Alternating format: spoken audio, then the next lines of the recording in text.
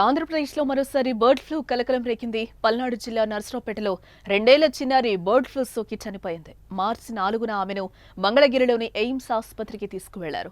బాలికను బతికించేందుకు వైద్యులు చేసిన ప్రయత్నాలు ఫలించకపోవడంతో మార్చి 16న ఆమె మృతి చెందింది. అయితే మరణానికి కారణం బర్డ్ ఫ్లూ అని తాజాగా వచ్చిన రిపోర్టులో అయితే తేలింది.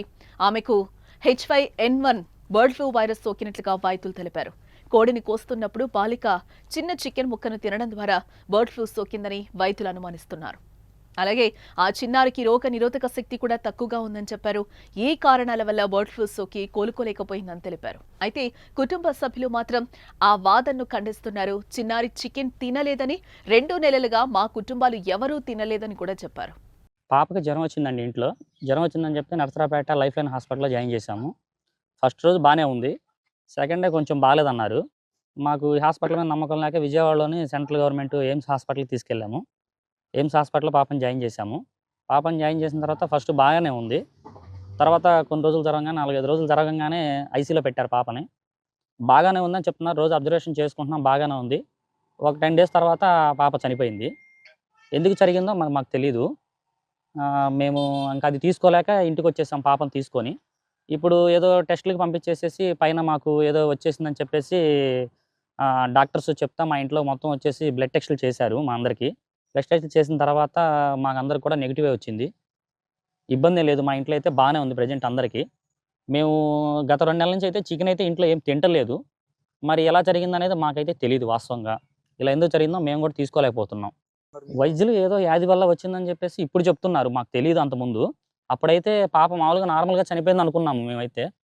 ఇలా జరిగిందని ఇప్పుడు మాత్రమే తెలిసింది. అప్పుడైతే మాకు తెలీదేమి. ఆ చిన్నారి మృతిపై భారత వైద్య పరిశోధన మండలి కూడా స్పందించింది. బర్డ్ ఫ్లూ వల్లే మృతి చెందిందని నిర్ధారించింది.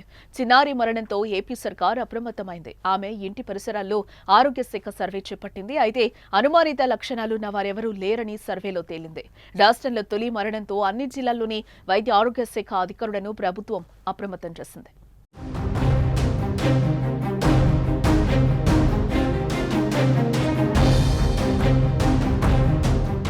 గత కొన్ని రోజుల కిందట ఆంధ్రప్రదేశ్ను బర్డ్ ఫ్లూ భయం వెంటాడింది.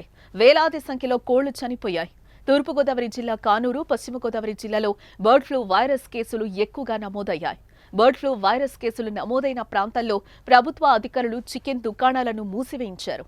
ఈ ప్రాంతం నుంచి కోళ్ల ఉత్పత్తుల రాకపోకలను పూర్తిగా నిషేధించారు. దీంతో రాష్ట్ర వ్యాప్తంగా ప్రజలు చికెన్ తినాలంటే హడలిపోయారు.